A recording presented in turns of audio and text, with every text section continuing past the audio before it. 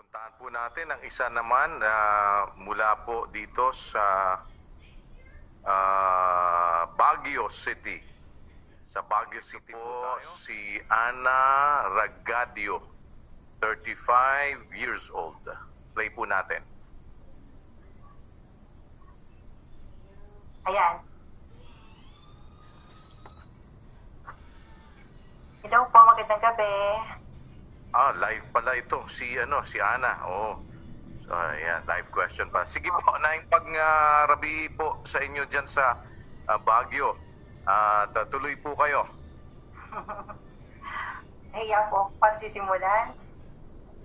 Magandang gabi po, Brother Daniel, Brother Ellie. Magkadal na po ako nakasubaybay sa inyo. Sa programa niyo lang po ako nalinawan. Ako po isang Katoliko.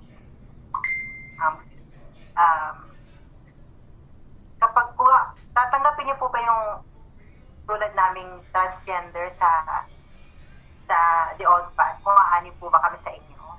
Meron po ba kaming puwang? Meron po ba kaming lugar sa Diyos?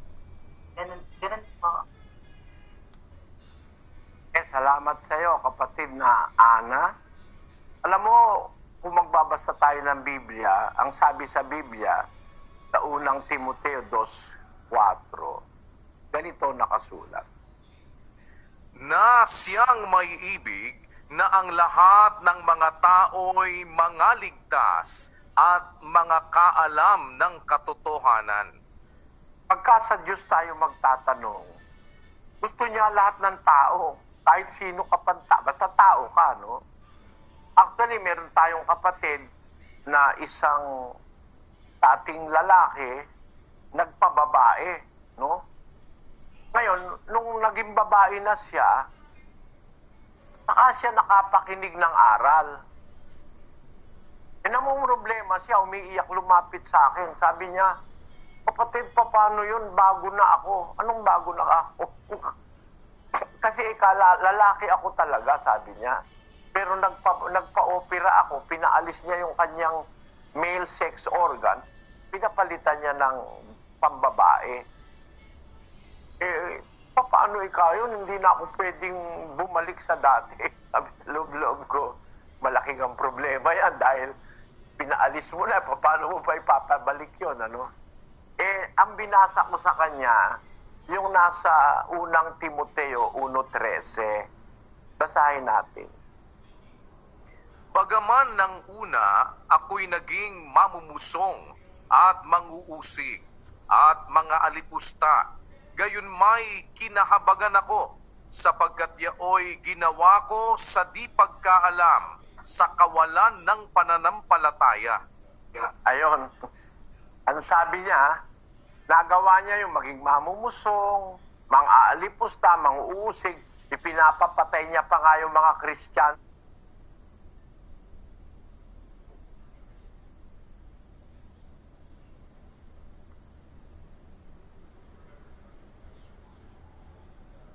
Nung una, pero nagawa ko ikayon dahil hindi ko alam palataya. Pinatawad siya ng Diyos.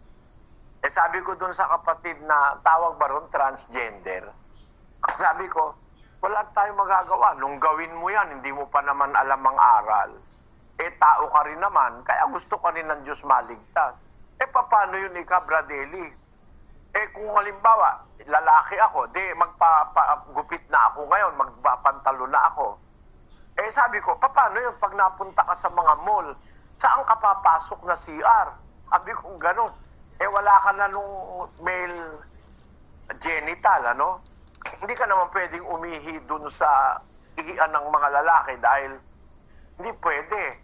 Sabi ko, naiintindihan ka na ng Diyos niyan. Sabi ko, gano'n. Iba na nga ang male, ang kanyang sex organ eh. Kaya kailangan pumasok siya dun sa female CR.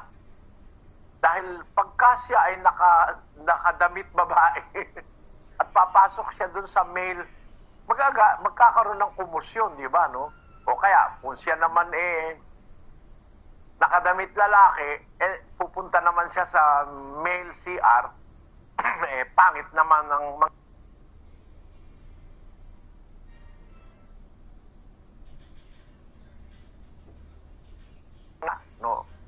maliban na lang nung araw kasi nung araw kasi yung lola ko, umiihi nang nakatayo, sabi nila, no? Kasi ganun yung mga matatanda ko minsan, eh, nung araw. Eh ngayon, ang ibig ko sabihin, hindi mo nakasalanan ngayon yan dahil hindi mo naman alam nangyari yan, eh. Eh gusto naman ng Diyos maligtas na